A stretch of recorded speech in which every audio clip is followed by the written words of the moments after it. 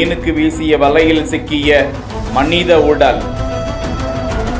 அதிர்ச்சியடைந்த மீனவர்கள்.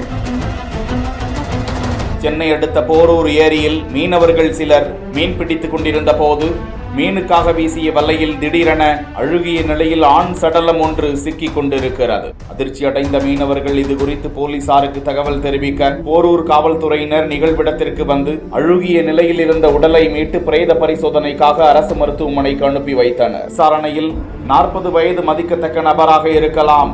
அவர் யார்? கொலையா? அவரது இறப்புக்கு வேறு ஏதேனும் காரணமா என பல்வேறு கோணங்களில் விசாரணை மேற்கொண்டு வருகிறார்கள்.